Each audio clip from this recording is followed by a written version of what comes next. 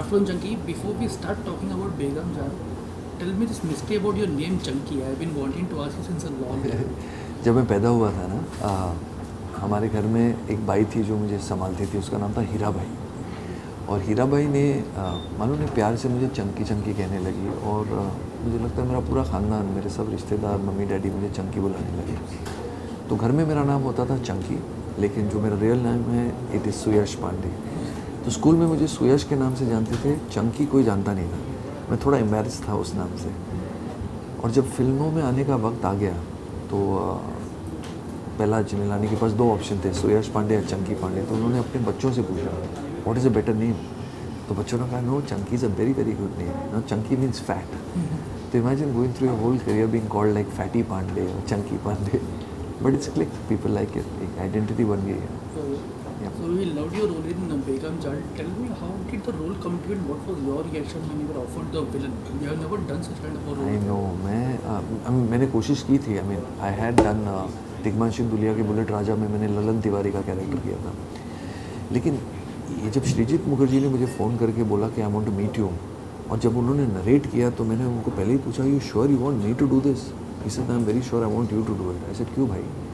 इसे मैं तेरा काम कुछ 15-20 साल से देखते आ रहा हूँ, तू कॉमेडी करता है लेकिन तेरे अंदर एक बहुत बड़ा शैतान छुपा हुआ है। मैं चाहता हूँ मैं वो शैतान को स्क्रीन पे दिखाऊँ। तो ऐसे कंडीशन क्या है? सही से कंडीशन ये है कि पहले तुझे चंकी पांडे को खोना पड़ेगा। तो वो कैसे करूँ? इसे तेरी जो पहचान है तेरे बालों से तेरी पहचान है। People know you as guy with a long hair. चलो उसको उड़ाते हैं। ऐसे ठीक है, उड़ाते मीन्स मैंने सोचा 1-2 इंच काटेगा, पूरा नाई की दुकान में जाके पूरा हजाम करवा दिया।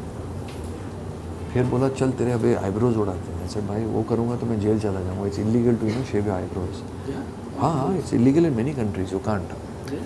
तो वो तो मैंने कन्विंस किया कि वो मत करना, बट द रेस्ट मेरे दांत काले कर दिए, मुझे वो गंजी पहनाई, लुंगी पहनाया।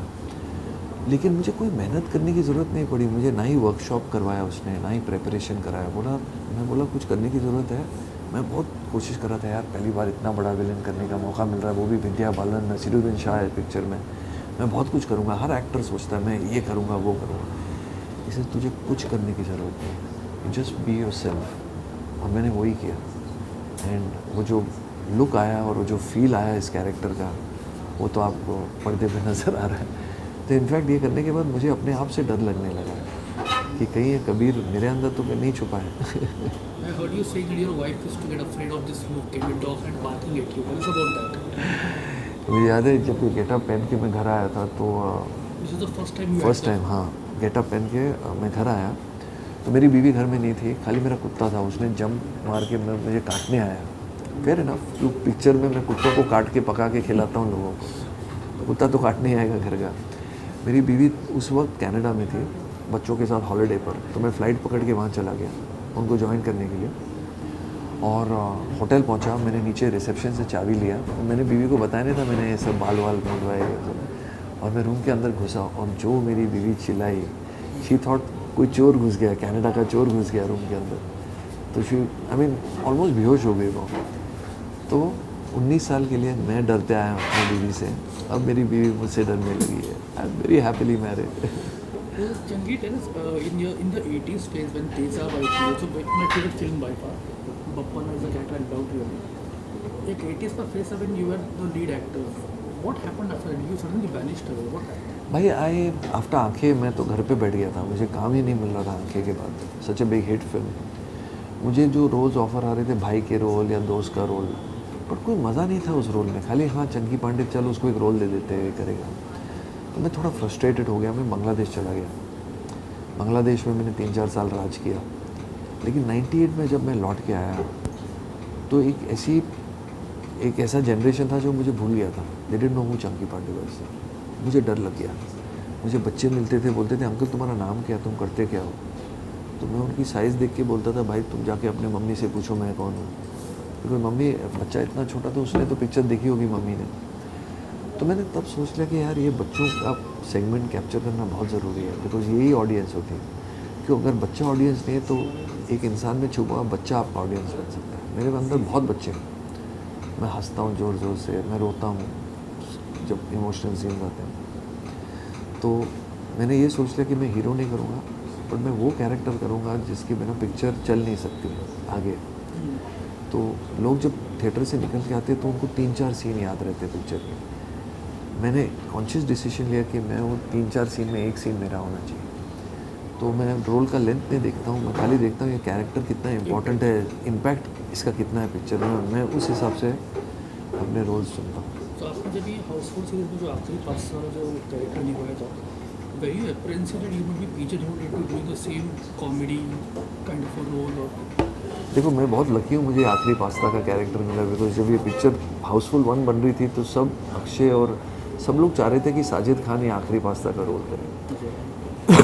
बट साजिद खान ने यही सोचा कि मैं पिक्चर में एक्ट करूँ या डायरेक्ट करूँगा। साजिद और मैं बचपन के दोस्त थे और साजिद ने बोला चंकी तू कर इस कैरेक्टर को, तो पैदा हुआ आखिरी पास्ता। और आखिरी पास्ता के बाद मुझे जो भी कैरेक्टर्स ऑफर हुए सिर्फ कॉमेडी कैरेक्टर्स ऑफर हुए। तो this was a very refreshing thought doing this villain role. और जो जिस किस्म का रिएक्शन मुझे मिला लोगों से थिएटर में और जिनको मैं जानता हूँ, वो सोच भी नहीं सकते कि मैं हूँ, और लोगों को घिन आती है, नफरत आती है इस कैरेक्टर को देखकर।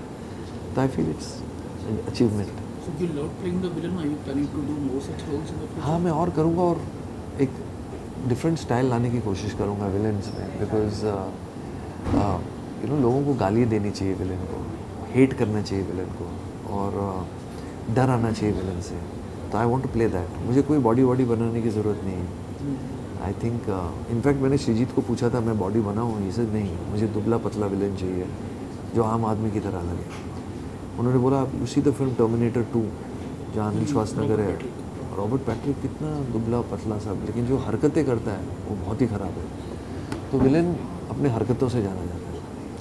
आपका जो तेजा में जो बबन कैरेक्टर है, जो मेरा आगे तक बहुत फेवरेट कैरेक्टर है, I was curious to know if Teja had to be remade today, which actor do you think would be perfect to play? I think Riteish Deshmukh would play a good Babban. I think Ranveer Singh would play a great Babban. You know, he's got that spark, that craziness. अगर choice अगर remade हो तो but you know these all cult classic films है, इनको remake करना बहुत ही मुश्किल है। और ये जो कैरेक्टर था बबन ना, बेसिकली इतना लाइकेबल कैरेक्टर इसलिए बना बिकॉज जो डायरेक्टर थे एन चंद्रा, उनकी हमने काफ़ी आदतें ली इसमें बबन में, कि वो खुद बबन थे बचपन में। तो उन्होंने उनको ये कैरेक्टर बहुत पसंद था बबन, और उन्होंने बहुत मेहनत की बबन के ऊपर, इसलिए जाके। तो जब आपका डायरेक्टर आपसे प्यार करता है पिक्चर में, आपके कैरेक्टर से प्यार करता है, तो आपका बैटल आप विन कर चुके हैं। जैसे कि आखिरी पास्ता को साजिद खान बहुत लव करता है, जो साजिद खान रियल लाइफ में नहीं कर सकता वो आखिरी पास्ता से करवाता है पर्दे पे। श्रीजीत मुखर्जी के अंदर भी एक बहुत बड़ा शैतान है, और वो चाह रहा था कि वो दिखाए उसको, तो उसने मेरे ज़रिए दिखा दिया वो। आपकी अपकमिंग प्रोजेक्ट्स के बारे में बताइए। I am in negotiation with 2-3 films, और ये फ्राइडे के बाद मुझे काफ़ी विलन्स के भी ऑफर आए हैं, तो देखो अभी क्या होगा आगे।